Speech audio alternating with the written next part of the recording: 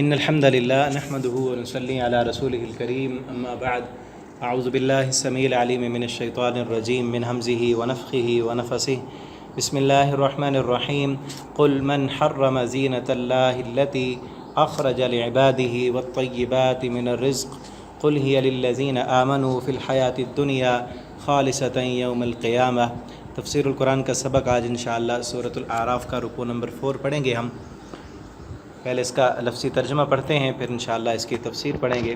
قل کہہ دیجئے، من کس نے، حرم حرام کی ہے، زینت اللہ اللہ کی زینت، التی جو، اخرجا اس نے نکالی، لعبادی اپنے بندوں کے لیے، والطیبات اور پاکیزہ چیزیں، من الرزق رزق سے، قل کہہ دیجئے، ہیا وہ، للذین ان لوگوں کے لیے ہیں جو آمنو سب ایمان لائے، فی الحیات الدنیا دنیاوی زندگی میں، خالصتاً اور خالص ہوں گی ان کے لیے، یوم القیامہ قیامت کے دن۔ کذالک اسی طرح، نفصل ہم تفصیل سے بیان کرتے ہیں، الآیات آیات کو، لقوم اس قوم کے لیے، یعلمون جو وہ سب جانتے ہیں۔ قل کہہ دیجئے، انما بے شک در حقیقت، حرم حرام کیا ہے، ربی میرے رب نے، الفواحش بے حیائی کو، ما ظہرا جو ظاہر ہے، منہا ان میں سے، وما باطن اور جو چھپی ہوئی ہیں، والاسم اور گناہ کو حرام کیا ہے اللہ نے، والبغی اور بغاوت کو، بغیر حق ناحق طریقے سے، وان تشرکو اور یہ کہ تم سب شریک ٹھہراؤ، باللہ اللہ کے ساتھ، ما لم ینزل بہ سلطانہ جو نہیں اتاری اس نے اس کی دلیل، وان تقولوا علی اللہ ما لا تعلمون اور یہ کہ تم سب کہو اللہ پر وہ بات، ما لا تعلمون جو تم سب نہیں جانتے، وَلِكُلِّ أُمَّةٍ اور ہر امت کے لیے، اجل ایک وقت ہے، ایک مقررہ وقت ہے، فَإِذَا جَاءَ أَجَلُهُمْ پھر جب آ جاتا ہے ان کا مقررہ وقت، لَا يَسْتَأْخِرُونَ سَاعَةً نہیں وہ سب پیچھے ہوتے ایک لمحہ، وَلَا يَسْتَقْدِمُونَ اور نہ وہ سب آگے ہوتے ہیں۔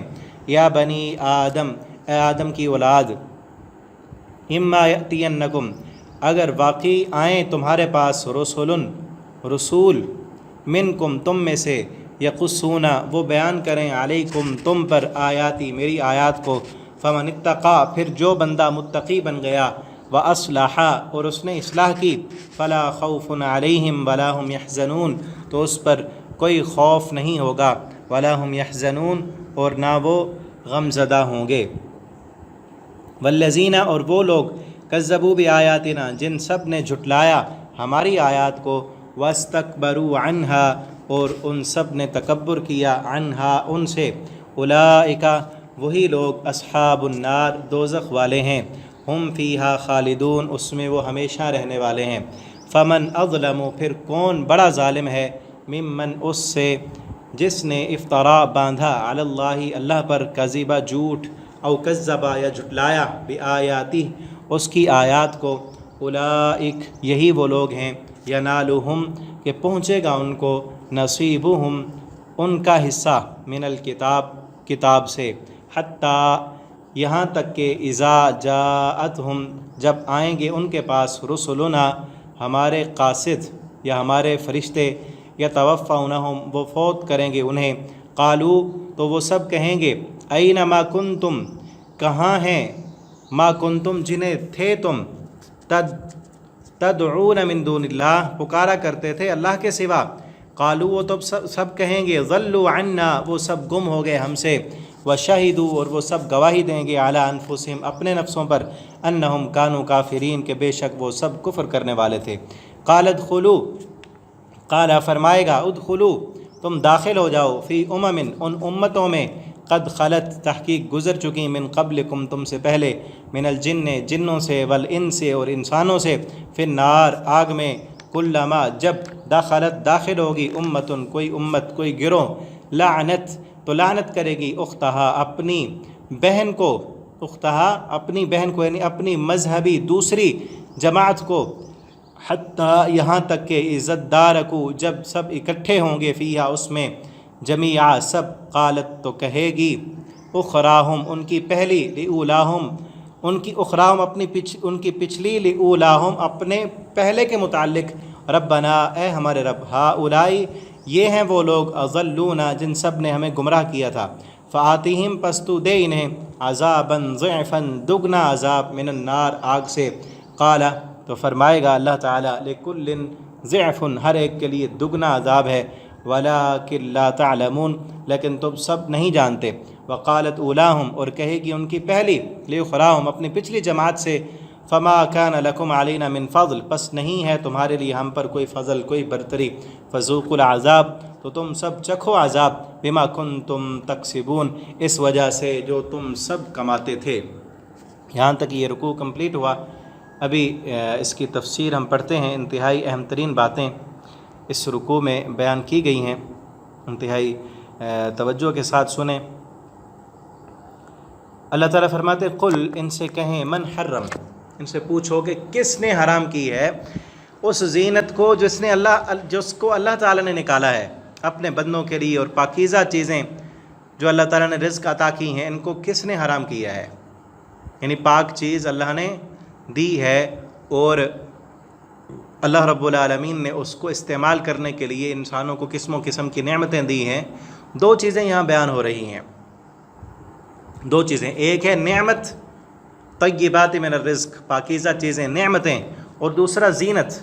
نعمت اور زینت دو چیزوں کا تذکرہ ہے، ٹھیک ہے؟ ان دونوں چیزوں کو استعمال کرنا ہے، اور کیا کرنا؟ پچھلی آیت میں کیا تھا؟ ولا تسرفوا فضول خرچی نہیں کرنی، ٹھیک ہے؟ کلو واشربوا کھاؤ اور پیو، ولا تسرفوا اور فضول خرچی نہ کرو، اسراف نہ کرو، حد سے نہ بڑھو۔ نعمت میں اور زینت میں اسراف سے نہیں بڑھنا، ٹھیک ہے؟ یہ اسلام کا جو قانون ہے، یہ جو اسلام نے پیغام دیا ہے وہ کیا ہے کہ زینت بھی آپ اختیار کر سکتے ہیں اور نعمتیں بھی آپ استعمال کر سکتے ہیں۔ اسلام کا کنسیپٹ بڑا کلیئر ہے اور انسان کے مزاج کے مطابق ہے، انسان کی فطرت کے مطابق ہے دین اسلام شریعت، ٹھیک ہے؟ ورنہ ہم اگر دنیا میں دیکھیں نعمت اور زینت کے متعلق لوگوں کا کیا ذہن ہے؟ لوگوں میں افراط و تفریط پائی جاتی ہے۔ ایک طرف لوگوں میں یہ رجحان ہے، مذہبی جماعتوں میں مثلا عیسائیت میں دینداری کی معراج، اعلیٰ درجے کی معراج یہ سمجھی جاتی ہے کہ جو بندہ دنیا سے الگ رہے، دنیا کی زینتوں، دنیا کی لذتوں اور رونقوں کو چھوڑ دے، شادی نہ کرے، وہ بالکل دنیا سے الگ تھلگ اپنے آپ کو کر لے، تو وہ دینداری کی معراج سمجھی جاتی ہے ان میں۔ اسی طرح ہندوؤں میں، ہندو مت میں وہ بھی دینداری کی معراج سمجھتے ہیں کہ انسان دنیا کی لذتوں کو، زینتوں کو چھوڑ دے، گوشت نہ کھائے، اچھا کھانا نہ کھائے، اچھے کپڑے نہ پہنے، عورتوں سے الگ رہے اور جنگلوں میں چلا جائے، اچھے مکان میں نہ رہے، اور اس کو وہ اپنے مذہبی لیبل میں دینداری کی معراج سمجھتے ہیں۔ اور دوسری طرف یہ کنسپٹ بھی پایا جاتا ہے پھر جو لوگ دنیا داری میں آئے اسی وجہ سے پھر دین کو چھوڑا، ٹھیک ہے نا؟ اس پر بھی میں انشاءاللہ کبھی ایک کلپ میں بات کروں گا کہ یہ جو دین سے بغاوت پیدا ہوئی ہے، مٹیریلزم جہاں سے، جس مٹیریلزم نے جنم لیا ہے، وہ اصل ان عیسائیوں کے مذہبی رہنماؤں کی غلط، اپنے دین کو غلط طریقے سے پیش کرنے کی وجہ سے ہوا ہے۔ جب اس غلط طریقے سے انہوں نے پیش کیا، ان میں سے ایک چیز یہ بھی ہے کہ جب غلط طریقے سے انہوں نے پیش کیا کہ دنیا کی لذتیں تم استعمال ہی نہیں کر سکتے، بالکل دور ہو جاؤ، تو انسان کو تو اللہ نے فطرت کے مطابق پیدا کیا ہے نا۔ انسان چاہتا ہے کہ وہ خوبصورت بنے، اس کا گھر اچھا ہو، وہ اچھا کھائے، اور اس کی جو ضروریات ہیں وہ پوری ہوں۔ جب ضروریات کو انہوں نے پورا نہ ہونے دیا اور اس پر دین کا لیبل چڑھا دیا کہ تم ضرورتیں بھی پوری نہیں کر سکتے، تو لوگوں کے اندر دوسرا کنسیپٹ ہوا کہ دین سے وہ آزاد ہو گئے، دینداری سے وہ آزاد ہوئے۔ انہوں نے اپنے مذہب کا لیبل ہی ہٹا دیا اور کہا کہ بس جو مرضی آئے کھاؤ، جہاں مرضی آئے جاؤ، ٹھیک ہے؟ اسلام جو ہے، اسلام وہ میانہ روی ہے۔ اسلام زینت سے نہیں روکتا، اسلام نعمتوں کو استعمال کرنے سے نہیں روکتا، ہاں کچھ اصول بنائے ہیں کہ اسراف نہیں کرنا۔ اسراف کیا ہے؟ اسراف یہ ہے، سب سے پہلی چیز اس میں یہ ہے کہ اللہ نے جو حدود اور قیود لگائی ہیں ان کا خیال رکھنا ہے۔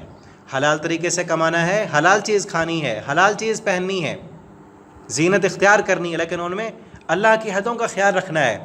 اور دوسرے نمبر پر اللہ کی نعمتیں جو ہیں ان کو اپنے تک بھی محدود نہیں رکھنا، ان کو بانٹنا بھی ہے، ٹھیک ہے؟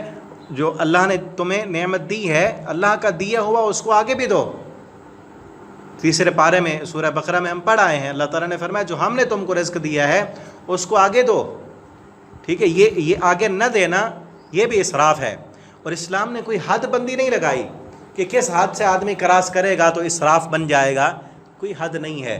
آپ کے پاس جتنا ہے، کروڑوں کے آپ کا مالک ہیں، آپ کروڑوں کے گھر میں رہیں، آپ اچھے سے مہنگی گاڑی میں رہیں، آپ جو ہے سونا، عورتیں جو ہیں وہ سونا پہنیں، مرد جو ہیں کروڑوں کی گاڑی میں گھومیں، آپ پر کوئی پابندی نہیں، لیکن یہ اسراف میں آئے گا کہ اگر آپ کروڑوں کی گاڑی میں گھوم رہے ہیں اور آپ کا بھائی اس کے پاس کھانے کو پیسے نہیں ہیں، اس کے پاس ٹوٹا ہوا سائیکل تک نہیں ہے، اور آپ کو گاڑی نے متکبر بنا دیا ہے، تو قیامت کو حساب دینا ہوگا، ٹھیک ہے نا؟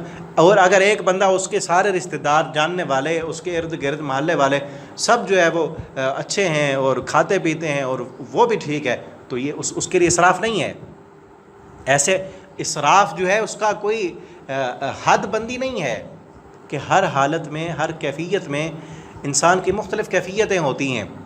ایک بندے کی آمدن جو ہے وہ ہزاروں اور لاکھوں میں ہے، ٹھیک ہے نا؟ وہ لاکھوں کی چیز خرید سکتا ہے، اور دوسرے نمبر پر ہزاروں میں کمانے والا، 10-20 ہزار ماہانہ لینے والا وہ چیز نہیں لے سکتا، ٹھیک ہے نا؟ اگر وہ اس طرف جائے گا تو اس کے لیے اسراف ہوگا۔ اپنے جو ہے جیسے کہتے ہیں نا، دامن دیکھ کر پاؤں پھیلائیں، اپنے حالات کے مطابق آپ اپنی زینت بھی اختیار کریں، آپ جو ہے اپنی ضرورتوں کو بھی پورا کریں حلال طریقے سے، اس میں کسی کا حق نہ ماریں، کسی کے ساتھ ظلم و زیادتی نہ کریں، آپ اپنے ہمسایوں کا، اپنے رشتہ داروں کا، ان کے حقوق بھی پورے کریں۔ تو اللہ رب العالمین نے منع نہیں کیا۔ قل، ان سے کہو، من حرم، کس نے حرام کی ہے زینت؟ اللہ نے پاکیزہ چیزیں کس نے حرام کی ہیں؟ ٹھیک ہے نا؟ مذہبی بڑے بڑے پیشواؤں نے حرام کر دیا کہ تم گوشت نہیں کھا سکتے، تم شادی نہیں کر سکتے، تم زیب و زینت کو ترک کر دو۔ اور آج اسلام میں بھی کئی لوگ جو ہے نا اپنے آپ کو بڑے دیندار کہنے والے، وہ اس طرح کے اوٹ پٹانگ کام کرتے ہیں کہ کئی دن تک نہاتے نہیں، بال ان کے ایسے مٹی میں اٹے ہوتے ہیں، اور کپڑوں سے جو ہے پسینے کی بو آ رہی ہوتی ہے، اور اس کو وہ دینداری سمجھتے ہیں، اپنی اس کو دینداری سمجھتے ہیں کہ ان دنیا کی لذتوں کو ترک کر دینا اور اپنے آپ کو تکلیف میں مبتلا کرنا، اس سے جو ہے اجر ملتا ہے۔ یہ دینداری نہیں ہے۔ کس نے؟ وہی کہا نا اللہ نے، کس نے حرام کیا؟ کس نے تمہیں کہا ہے کہ تم جو ہے اچھے کپڑے نہ پہنو، اچھے مکان میں نہ رہو، اچھی گاڑی میں نہ تم سفر کرو؟ حلال کے پیسے ہیں، اور اللہ تعالیٰ فرماتے ہیں، نبی کریم صلی اللہ علیہ وسلم کا فرمان ہے، اللہ تعالیٰ یہ چاہتے ہیں کہ اپنے بندے پر اس نے جو نعمت کی ہے اس نعمت کا اثر دیکھیں۔ اللہ نے انعام کیا ہے، اللہ نے آپ کو نواز کے رکھا ہے، اور آپ جو ہے اپنی حالت کو جو ہے نا ایسے بگڑی ہوئی حالت بنائی ہوئی ہے فقیروں والی۔ تو اللہ یہ نہیں چاہتے، آپ پر اللہ کی نعمتیں ہیں تو اس نعمت کا اثر نظر آنا چاہیے، ٹھیک ہے نا؟ نعمت اور زینت، یہ دونوں چیزیں اختیار کرنی چاہیے، اور حدود اور قیود میں رہ کر۔ اسی طرح یہ بھی دیکھیں، اگلی آیت میں آ رہا ہے وہ وَالطَّيِّبَاتِ مِنَ الرِّزْقِ قُلْ هِيَ لِلَّذِينَ آمَنُوا فِي الْحَيَاةِ الدُّنْيَا، یہ ایمانداروں کے لیے دنیا میں ہیں، فی الدنیا خالصۃ یوم القیامہ، اور قیامت کے دن ایمان والوں کے لیے خالص ہوں گی۔ دنیا میں بھی ایمان والوں کے لیے ہیں، لیکن ایمان والوں کے ساتھ دوسروں کو بھی ہم نے دے رکھا ہے۔ کیوں؟ کیونکہ دنیا دارالامتحان ہے، امتحان کے لیے آئے ہیں سب، تو سب کو دے رہے ہیں، لیکن یہ نعمتیں دنیا میں ایسے سمجھ لیں، یہ دنیا میں سیمپل دی ہیں اللہ نے، یہ پھل، یہ پھول، یہ لذتیں، یہ رونقیں، یہ بہاریں اللہ نے سیمپل دی ہیں، اصل تو جنت میں ہیں، اصل تو جنت میں ہے۔ یہ پھل کیا ہیں؟ اصل تو جنت میں، یہ آم، یہ انگور، یہ انار، یہ سیب، یہ جو ہم پھل کھاتے ہیں کتنے لذیذ ہیں، اللہ کی نعمتیں ہیں، اللہ تعالی ہمیں شکر ادا کرنے کی توفیق عطا فرمائیں۔ اصل تو جنت میں ہیں۔ یہ دنیا کی خوبصورتی کیا ہے؟ گھومنے کے لیے جاتے ہیں نا، کتنے خوبصورت ترین علاقے ہیں، اللہ نے کتنی خوبصورتی رکھی ہے دنیا میں، اصل تو خوبصورتی جنت کی ہے۔ یہ صرف دکھانے کے لیے رکھا ہے کہ دیکھو اصل جنت میں میں نے تمہارے لیے کیا کچھ رکھا ہے، جس رب کی دنیا اتنی حسین اور خوبصورت ہے اس رب کی جنت کتنی خوبصورت ہوگی. اصل تو وہاں ہے. اور اللہ سے یہی دعا کریں, یہی ہمارا قرآن پڑھنے کا مقصد ہے, یہی پڑھانے کا مقصد ہے کہ اللہ وہ جنت کی نعمتیں, وہ جنت کی زینتیں ہمیں عطا کر دے. خالصۃ یوم القیامہ, قیامت کے دن ایمان والوں کے لیے خالص ہوں گی. قیامت کے دن بے ایمانوں کو, کافروں کو, مشرکوں کو جنت کی نعمتیں نہیں ملیں گی. اللہ تعالی ہمیں دنیا کی نعمتیں بھی عطا فرما دیں اور اللہ ہمیں جنت کی نعمتیں بھی عطا فرمائیں. ربنا آتنا فی الدنیا حسنہ وفی الآخرۃ حسنہ وقنا عذاب النار کذالک نفصل الآیات لقوم یعلمون. ہم کھول کے بیان کرتے ہیں ایمان لانے والی جاننے والوں کے لیے. قل انما, اب ان سے بتاؤ جو حرام کیا ہے وہ کیا ہے. انما ربی الفواحش, در حقیقت میرے رب نے تو فحاشی حرام کی ہے, بے حیائی کو حرام کیا ہے. ما ظہر منہا وما باطن, جو ظاہر میں ہے اور جو باطن میں ہے. اب دیکھیں پچھلی آیت کا اس آیت کے ساتھ بھی تعلق ہے, اس سے پچھلی آیت کا تعلق بتا دیا, ٹھیک ہے. اب پچھلی آیت میں کیا ہے کہ زینت کس نے حرام کی ہے. زینت تو نہیں ترک کرنی, آپ زیب و زینت اختیار کریں. زینت حرام کیا ہے, فحاشی حرام ہے. آج زینت کے نام پر فحاشی کی جا رہی ہے. اب دیکھیں نا زینت کیا ہے. زینت یہ اللہ رب العالمین نے عورت کی فطرت میں رکھا ہے, بننا, سورنا, سجنا, خوبصورت ہونا اللہ نے انسان کی فطرت میں رکھا ہے اور زیادہ عورت کی فطرت میں ہے. لیکن اس زینت کو ترک کرنا, اب کئی لوگ مذہبی ذہن رکھنے والے بھی کہتے ہیں نہیں جی یہ کام نہیں کر سکتے, یہ حرام ہے, فلاں حرام ہے. نہیں, جو حرام ہے وہ حرام ہے. زیب و زینت کرنا حرام نہیں ہے. بننا, سورنا, سجنا عورت کے لیے حلال ہے, جائز ہے. وہ خوب سجے سنورے اپنے خاوند کے لیے, ٹھیک ہے نا. پچھلے سبق میں بھی غالباً کہا میں نے, اپنے خاوند کے لیے اس کی زیب و زینت ہونی چاہیے اور اپنے جیسی عورتوں کے سامنے وہ خوبصورت بنے اور عورتوں کے سامنے وہ اپنے جسم کا چہرہ, ہاتھ اور پاؤں یہ ظاہر کر سکتی ہے. اگر آج جس طرح ہو رہا ہے کہ کپڑے بالکل ایسے کپڑے پہنے ہوئے ہیں کہ جسم بالکل ان میں نظر آ رہا ہے, یا اتنے تنگ کپڑے ہیں, یا اتنے کم کپڑے پہنے ہوئے ہیں کہ جسم کی زینت دکھائی جا رہی ہے, اور پھر ایسی مجلسیں جہاں پر مکس گیدرنگ ہے اور میوزک بج رہے ہیں, اللہ کی نافرمانیاں ہو رہی ہیں, اور اس کو کیا نام دیا جا رہا ہے کہ زینت اختیار کی جا رہی ہے. یہ زینت نہیں ہے, یہ فحاشی ہے. یہ فحاشی ہے, یہ اللہ کی حدوں کو کراس کرنا ہے, یہ اسراف ہے, یہ اللہ کی نافرمانی ہے. زینت کیا ہے, آپ اچھے کپڑے پہنیں, خوبصورت بنیں اور اللہ کی حدوں میں رہ کر وہ خوبصورتی جس کے لیے ہے اس کے لیے ہو. اب عجیب سچویشن بن چکی ہے کہ خاوند کے سامنے گھر میں تو پرانے کپڑے اور حلیہ بھی بگڑا ہوا, جس کے لیے بننا سنورنا ہے اس کے لیے حالت کیا بنائی ہوئی ہے, بگڑی ہوئی. اور جب بازار جانا ہو, شادی میں جانا ہو, پھر ساری تیاریاں, سارا میک اپ, ساری خوبصورتی بازار کے لیے. الٹ ہو گیا نا, تو فحاشی ہے. اللہ نے فحاشی حرام کی ہے, چاہے وہ ظاہری ہو یا باطنی ہو. چھپی ہوئی فحاشی کیا ہے, چھپی ہوئی دوستیاں لگانا فیس بک پر, واٹس ایپ پر, چھپی دوستیاں, یہ چھپی ہوئی فحاشی ہے. اور آج کئی لوگ اس کو گناہ نہیں سمجھتے اور بلکہ اس پر فخر کرتے ہیں. کئی نوجوان بتا رہے ہوتے ہیں کہ میری اتنی لڑکیوں کے ساتھ جو ہے افیئر چل رہا ہے. اس بغیرت سے پوچھو تیری اتنی لڑکیوں کے ساتھ چل رہا ہے, تیری بہن کا کتنوں کے ساتھ چل رہا ہے, شرم نہیں آتی. اور باقاعدہ اس پر فخر کیا جا رہا ہو تو وہ کہتا ہے دیکھو میرے پاس بھی نمبر آ گیا ہے, میرے پاس بھی اتنوں گئے. یہ چھپی ہوئی تو پہلے تھی جب کسی کو پتہ نہیں تھا, جب بتا دیا تو واضح ہو گئی, وہ ظاہر ہوگی فحاشی. یہ حرام کیا اللہ نے. طیبات حلال کی. نکاح کو کس نے حرام کیا ہے؟ نکاح حلال ہے, نکاح کرو. 3 4 لڑکیوں کے نمبر رکھیں, 4 نکاح کرو. تمہیں کس نے منع کیا ہے, کس نے حرام کیا ہے؟ یہ من حرم زینت اللہ اخرج لعبادی والطیبات من الرزق, یہ پاکیزہ چیزیں, یہ نعمتیں اللہ نے حرام نہیں کی, یہ حلال ہے. اللہ نے جو حرام کیا ہے وہ فحاشی اور یعنی ہے, وہ بغاوت ہے. ما ظہر منہا وما بطن, والاسم, اور گناہ کو حرام کیا ہے کہ اللہ کی نافرمانی والے کام نہ کرو. والبغی, بغاوت نہ کرو. باغی اصل اسے کہتے ہیں جو اپنی حد سے نکل جائے, کہ انسان اپنی حد میں رہے, انسان بن کے رہے, انسان اپنے آپ کو رب نہ بنائے, اپنے آپ کو حاکم نہ بنائے. یہ محکوم ہے, اس کی جو قوت اللہ نے دی ہے وہ محدود ہے، جو صلاحیت اللہ نے دی ہے وہ محدود ہے، جو اللہ نے اس کو مال و دولت دی ہے وہ محدود ہے، اس کی صلاحیتیں، اس کی اللہ نے اگر حکومت دی ہے تو وہ محدود ہے، اپنی حد میں رہے، ٹھیک ہے؟ یہ بیٹا ہے تو بیٹا بن کے رہے، یہ بیٹی ہے تو بیٹی بن کے رہے، یہ خامد ہے تو خامد بن کے رہے، یہ بیوی ہے تو بیوی بن کے رہے، ٹھیک ہے؟ اور سب سے بڑی حد جو ہے ہم سب اللہ کے بندے ہیں، بندے بن کے رہیں۔ اگر اس بندگی سے ہم باہر نکلیں گے تو پھر بغاوت ہو جائے گی۔ یہ بغاوت اللہ نے حرام کی ہے۔ بغاوت کیا ہے؟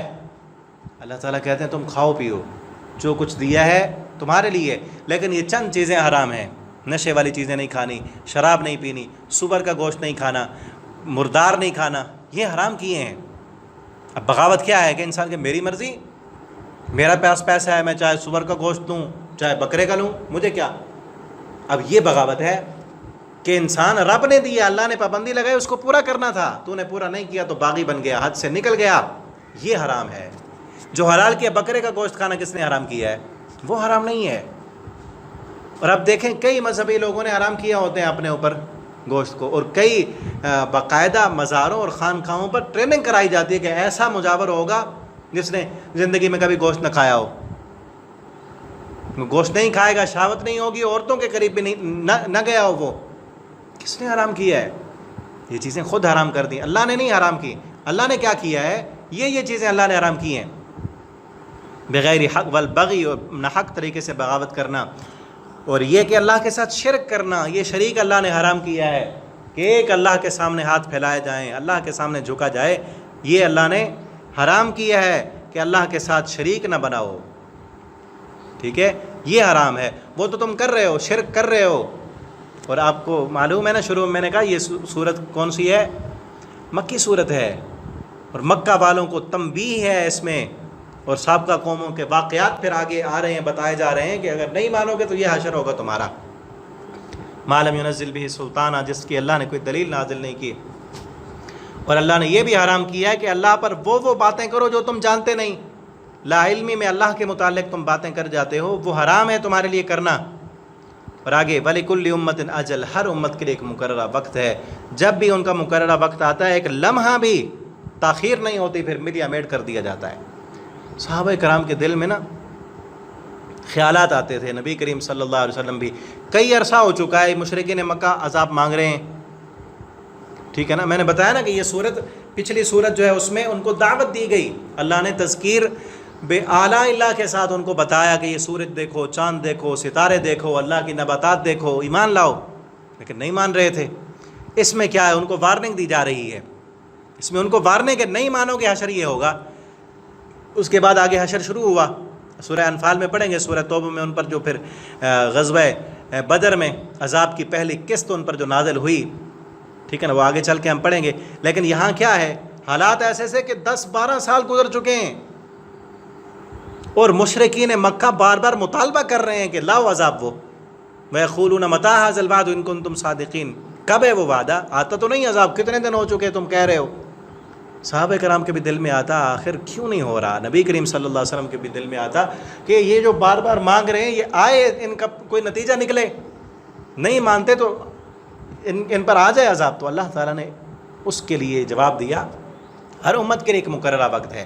ان قریش مکہ پر جو عذاب نہیں آ رہا، ان کے لیے بھی وہ جو مقررہ وقت ہے وہ ابھی پورا نہیں ہوا، جیسے ہی پورا ہوگا ایک لمحہ بھی پھر تاخیر نہیں ہوگی، وہ مقررہ وقت پورا ہونے میں دیر ہے۔ پہلے بھی جتنی قوموں کے واقعات ہیں ان پر جو عذاب آیا آگے آ رہا ہے، ان کے لیے بھی ایک مقررہ وقت تھا، جیسے ہی وہ وقت پورا ہوا پھر کوئی نہ بچا، بچے صرف وہی جنہوں نے اپنے پیغمبر کی دعوت کو مان لیا، قبول کر لیا، اللہ کی توحید کو تسلیم کیا، اللہ والے بن گئے، وہ بچ گئے، اور جنہوں نے نہ مانا ایک بھی نہیں بچ سکا، ایک بھی۔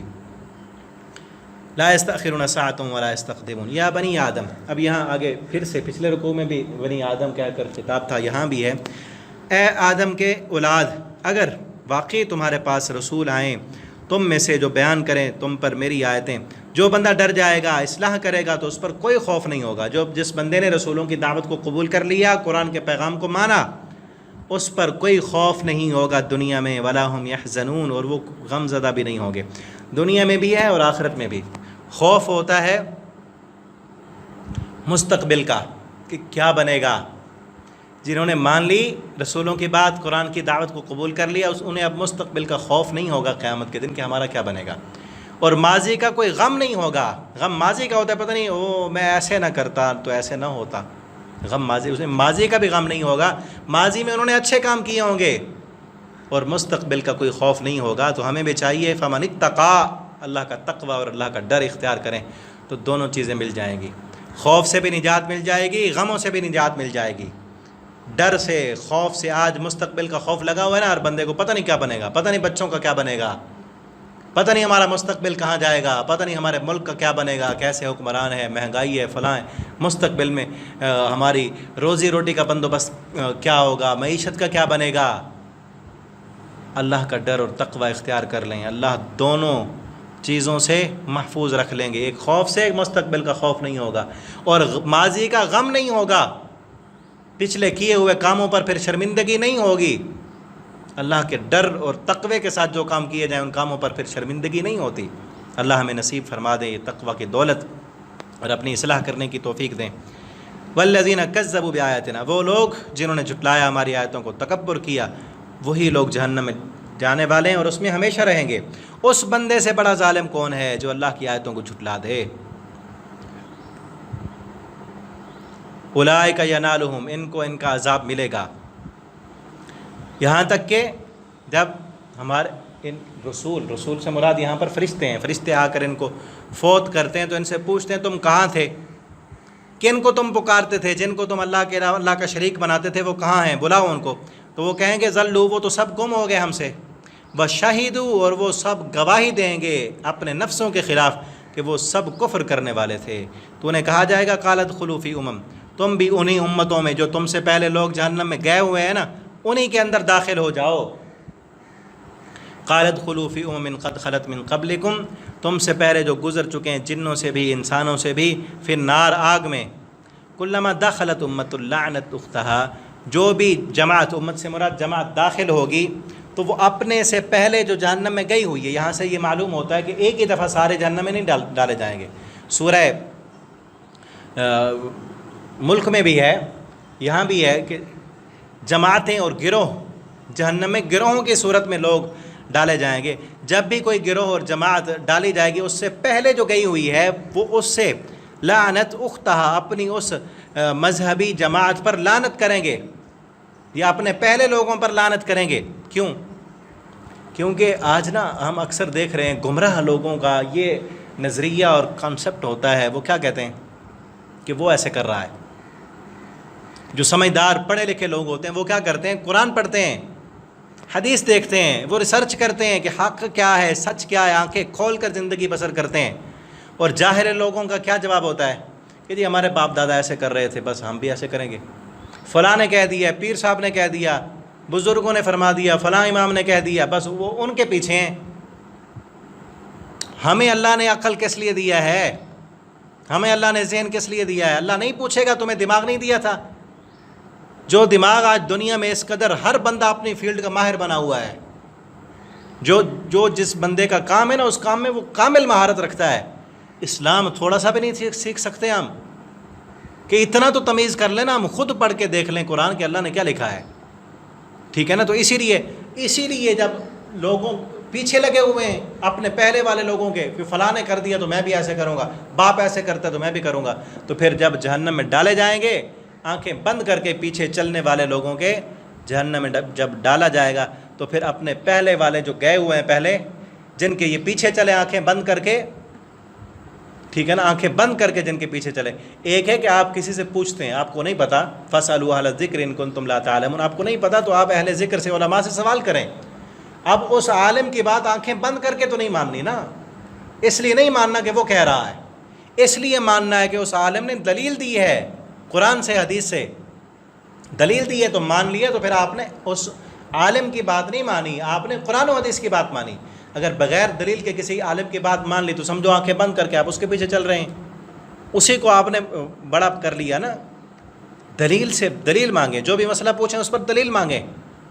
ٹھیک ہے، جن آنکھیں بند کر کے جن کے پیچھے چلتے رہے وہ بھی جہنم، اگر وہ گمراہ تھے وہ بھی جہنم میں، اور پیچھے جانے والے پھر جہنم میں جا کر ان پر لعنت کریں گے. حتی اذا ادارکوا فیہا، جب دونوں جہنم میں اکٹھے ہو جائیں گے، قالت اخراہم لیولاہم، پھر پہلے والے پچھلے والوں سے کہیں گے ربنا ہاؤلا، پچھلی اپنی پہلی کے متعلق کہیں گے ربنا اے ہمارے رب ہاؤلا یہ ہیں اضلونا جنہوں نے ہمیں گمراہ کیا تھا، فاتہم پس دے انہیں عذاباً ضعفاً دگنا عذاب۔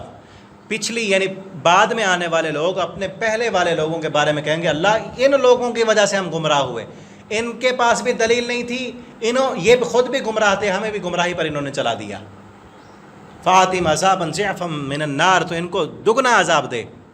قال لکل ضعف، اللہ فرمائیں گے ہر ایک کے لیے دگنا ہے۔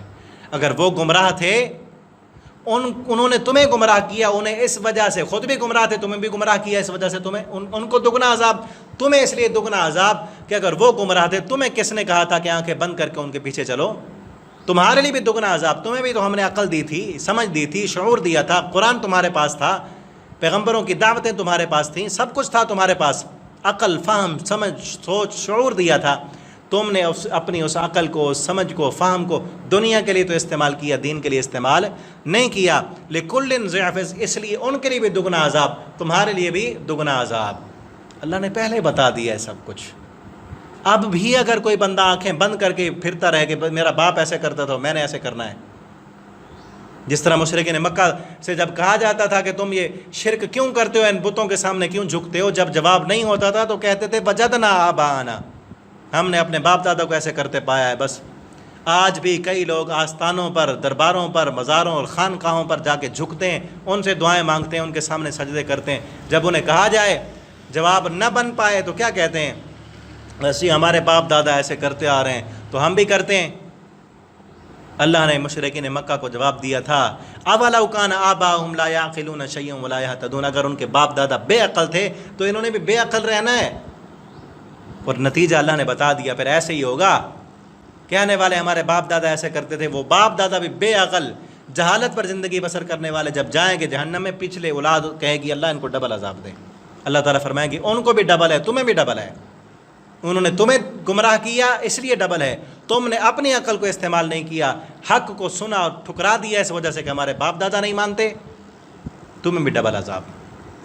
اللہ تعالیٰ ہماری قوم کو سمجھ دے دے، اللہ ہر مسلمان کو قرآن پڑھنے کی، سمجھنے کی توفیق دے۔ جب قرآن پڑھیں گے، سمجھیں گے تو راہ ہدایت ملے گی، ورنہ باپ دادا کے قصے کہانیوں میں پڑے رہیں گے، بس فلاں نے یوں کہا تھا، فلاں نے یوں کہا تھا، باپ ایسے کرتا تھا، پیر صاحب ایسے کرتا تھا، اور اسی سے نجات نہیں ہونی، ٹھیک ہے نا۔ بلکہ آگے ہم پڑھیں گے جا کے سورہ حامیم سجدہ میں اللہ تعالیٰ فرماتے ہیں پھر وہ جہنمی کہیں گے، جہنم میں جا کر جن کے پیچھے چلے تھے آنکھیں بند کر کے، جن کو سر پہ بٹھایا ہوا تھا کہ بس انہوں نے کہہ دیا، پیر صاحب نے کہہ دیا جی بس اب پیر پکڑ لیا، اب نمازوں کی کیا ضرورت ہے، اب جی پیر صاحب نے کہہ دیا فلاں ہو گیا، پیر صاحب کی وجہ سے سب کچھ ہو رہا ہے۔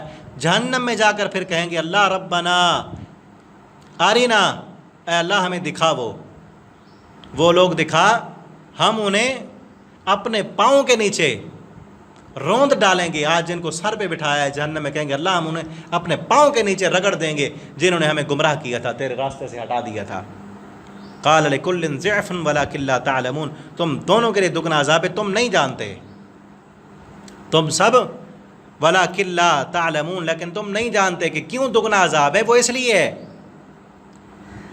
کہ تم نے اپنی ہدایت کو نہیں دیکھا، تم نے قرآن کو نہیں دیکھا، تم آنکھیں بند کر کے اپنے پہلوں کے پیچھے ہی چلتے رہے بس۔ وقالت اولاہم، ان کی پہلی جماعت کیا کہے گی، لیخرام اپنی پچھلی جماعت سے، فما کان لکم علینا من فضل، اب جہنم میں آ گئے ہو تو تمہیں ہم پر کوئی فضیلت نہیں ہے، فذوقوا العذاب، چکھو عذاب، بما کنتم تکسبون، جو تم کمایا کرتے تھے دنیا میں، تمہارے پاس اپنا عقل نہیں تھا، آنکھیں نہیں تھیں، تم کیوں پیچھے چلے ہمارے۔ اور پھر یہ بھی تو ہے نا، دنیا میں جو کسی کے پیچھے چلتا ہے دنیاوی مفادات بھی ہوتے ہیں۔ آج یہ غلط نظریہ اور عقیدہ ہے کہ پیر صاحب پکڑ لو بس، نمازوں کی کیا ضرورت ہے، پھر زکوٰۃ کی کیا ضرورت، صدقہ کرنے کی، حج کرنے کی، روزے رکھنے کی، یہ پریشانیاں اور تنگیاں برداشت کرنے کی، بس پیر صاحب کو دو نذرانے اور پھر بیڑے پار ہیں۔ یہ غلط نظریے کی وجہ سے پیر بھی دنیا کا فائدہ حاصل کر رہا ہے کہ اس کو نذرانے مل رہے ہیں، اور مرید بھی فائدہ حاصل کر رہا ہے کہ اس کو نمازوں سے چھٹی مل رہی ہے، اس کو یہ محنت مشقت نہیں کرنی پڑ رہی، دونوں فائدہ حاصل کر رہے ہیں نا۔ تو جہنم میں ایک کو دوسرے پر کیوں فضیلت ہے؟ دنیا میں تو دونوں دنیا کی خاطر دنیا کمائی، فائدے حاصل کیے، اور یہی بات آگے چل کے سورہ ابراہیم میں ہم پڑھیں گے، شیطان بھی یہی کہے گا کہ ہمارے بعض نے بعض سے فائدہ حاصل کیا، فائدے تھے، مفادات تھے۔ اب پیر کو بھی مفاد ہے، جو پیچھے چل رہا ہے، جو مرید ہے، اس کو بھی مفاد ہے۔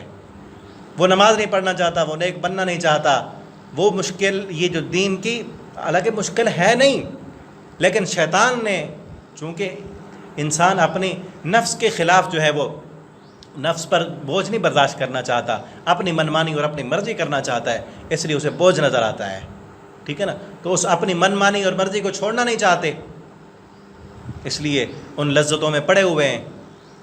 تو آخرت میں پھر کیا ہوگا؟ دونوں جہنم میں، آنکھیں بند کر کے کسی کے پیچھے چلنے والے، جن کے پیچھے چلے وہ خود بھی گمراہ، یہ بھی گمراہ، دونوں جہنم میں دگنا عذاب ہوگا۔ فذوقوا العذاب، چکھو عذاب بما کنتم تکسبون، جو تم کمایا کرتے تھے، اللہ نے پہلے بتا دیا ہے۔ اور آگے بھی اگلے رکوع میں مزید جو ہے اعراف کا ہم نے پڑھا نا، جہنم کا تذکرہ ہے۔ اللہ تعالیٰ ہمیں جہنم سے بچا لیں، اللہ ہمیں بغیر حساب کے جنت الفردوس کا داخلہ عطا فرما دیں، اللہ ہمیں قرآن کی سمجھ دیں، قرآن پڑھنے والا بنائیں، قرآن پڑھانے والا بنائیں، قرآن پڑھیں گے، سمجھیں گے، اس کے مطابق زندگی بسر کریں گے تو جنت ملے گی۔ اور ان اسباق کو آپ دوسروں کے ساتھ شیئر بھی کریں تاکہ آپ کے لیے صدقہ جاریہ بنے۔ اللہ تعالی ہمیں عمل کی توفیق دیں۔ آخر دعوانا الحمد للہ رب العالمین۔